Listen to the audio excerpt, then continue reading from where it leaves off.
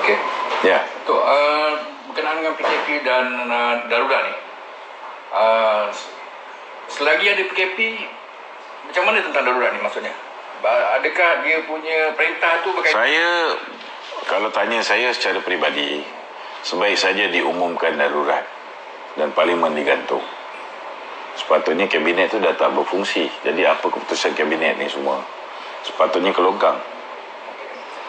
Kan? Ya. Ada tak pengumuman kerajaan darurat ni mengumumkan ada PKP? Tak ada. Betul tak? Sepatutnya dia kena umumkan apa langkah-langkah yang perlu diambil ketika darurat. So tidak ada lagi lah PKP yang diumumkan oleh kerajaan yang dah terkubur tu. Kan? Lagipun kerajaan ni memang tak legitimate. So kalau nak kira kan, apa juga undang-undang yang dia buat oleh sebuah kerajaan yang tak legitimate ni boleh dipertikaikan, boleh dibawa ke muka pengadilan. Masuk akta darurat 2021 yang baru dibuat lah. Ya. 3-4 hari lepas Presiden PAS juga turut menyatakan bahawa adalah perlu setiap politik menangguhkan permainan politik ni lah, tumpukan kepada masalah COVID. Sempena darurat ni. Jadi nampak macam Tok Guru Haji Hadi ni meminta UMNO atau sesiapa buat satu gencatan politik sebenarnya tu dalam tempoh darurat ni. Maknanya jangan cerita pasal politik lah. Kita ni, tapi dalam masa yang sama diorang turun berkempen tu, buka kaunter-kaunter, pergi CPBM masih meneruskan kempen mencari ahli dan melalui gunakan aset-aset kerajaan, pergi buat bantuan, pergi konvoi, pergi ke Johor kan. Jadi benda tu bukan salah guna kuasa ke apa? Kita nak cerita salah guna kuasa kan pada kerajaan yang pekak, buta dan tuli ni, cakap pun tak guna. Sebab apa? Kita ambil contoh lah.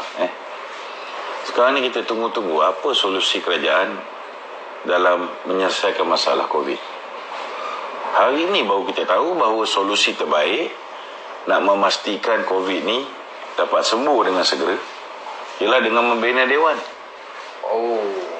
Dewan tu pun bukan kecil anak harga dia. Kan? Dewan harga 35 juta ringgit. Kan? Dewan harga 35 juta ringgit. Betul tak? Untuk tiga dewan katanya di Pagung. Tak ada, bukan 3 dewan. Itu kencing PMO je. Dalam surat yang mengatakan arahan, dia mengatakan bahawa diperuntukkan 30 yang bermak Perdana Menteri bersetuju untuk memperuntukkan 35 juta ringgit untuk dewan di Pagu. Okey. Tak ada pun sebut 3 dewan dalam tu. 1 dewan. Kan? Dan yang PMO cakap ini untuk 3 dewan. Salah satu daripada dewan tu dia kata ni berada di Muar. Pula. So macam mana kat Muar? Sedangkan surat tu 35 juta semua sekali dekat dekat Pagu. Maknanya di Pagu dewan tu. Dan saya nak beritahu, dewan apa yang perlu sampai 35 juta? Kalau kata pun satu dewan ni biasa macam dekat Guru Musa nak buat 3.5 juta je. Apa yang sampai harga 10 kali ganda? Dia tanah. Dia tanah tinggi. Perdana Menteri ni tanah tinggi apa bendanya? Perdana Menteri ni kawasan sekalipun. Itu pun kawasan Pagu ni, kampung Mana ada nilai tanah sampai harga dewan jadi 35 juta? Yalah. Kan? Dan pakai otak lah. Apa pasal benda yang tak penting ni disegerakan? Kan? Benda tak penting, tapi keluar arahan mesti mula sebelum 1 Mac. Sedangkan kita dalam PKP, dewan pun tak boleh pakai. Bodoh ke apa? Tak boleh fikir. So, patut letak prioriti. Orang sekarang ni mangsa banjir. Kau bagi makanan, boleh selesai masalah masa banjir? Tak boleh. Bila banjir, TV jahanam, microwave jahanam, katil segala macam semua jahanam. Kau bagi kemah, boleh selesai masalah orang. Tak cukup. Ya. Betul tak? Betul. Kau bagi beras, Maggi, gula, boleh selesai masalah orang. Tak cukup. Betul. Belum lagi kerosakan-kerosakan keperluan awam. Itu baru kerosakan peribadi, individu. Ya. So kenapa dalam keadaan kita berada dalam keadaan begitu getir ni, kita meletakkan kepentingan politik kita mengatasi kepentingan ummah, Ya. mengatasi kepentingan rakyat. Kenapa? Ya. Adakah dengan membina dewan yang dalam keadaan sekarang tak boleh digunakan untuk berhimpun boleh menyelesaikan masalah COVID? Ini masalah bila kita ada Perdana Menteri yang mentaliti dia macam ni. Ya. Dia tidak meletakkan sesuatu pada tempat dia.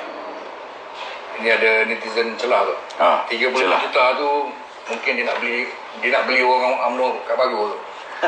35 juta ni sudah pastilah untuk bagi pada kontraktor-kontraktor yang menyokong dia. Ya, saya pun tahu dia nak bertanding sana, orang UMNO semua menyampah dengan dia. Jadi cara nak beli hati kan, mungkinlah ada benda-benda yang dia bagi pada orang tempatan. Kalau nak harapkan jentera daripada PPBM, no way. Ya. PPBM tak ada jentera. Itu hari adalah jentera Pakatan Harapan yang boleh diguna pakai dekat Paguh. Sekarang nak gantung pada jentera Pakatan Harapan dah tak bersama dengan Muhyiddin. Ya. Jadi suka tak suka dia kena mengharapkan jentera daripada orang UMNO. Orang UMNO pun menyampah dengan dia. Ya. Kan? Agak-agak lah tu kan. Itu cuma nak beli jiwa je. Beli jiwa lah.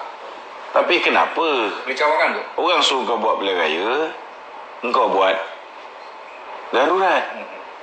Kan? Ya. Tapi dia suruh segerakan, mesti start 1 Mac. Maknanya apa? Maknanya dia buat benda ni, dia nak control everything supaya dia boleh kenakan orang UMNO ni cepat. Dah selesai dia kenakan orang UMNO ni, dia boleh terus masuk pilihan raya. Takkan kita tak boleh nampak? Ya, betul. Okey, ada lagi? Datuk, dalam keadaan COVID yang meningkat ni, so Datuk pun banyak ikhtiar untuk membantu rakyat lah dari segi kenalkan ubat-ubat. So ada seorang doktor ini membuat komen terhadap Datuk lah, bahawa serai, halia, daun semambu tidak ada bukti kajian saintifik boleh menyembuh COVID.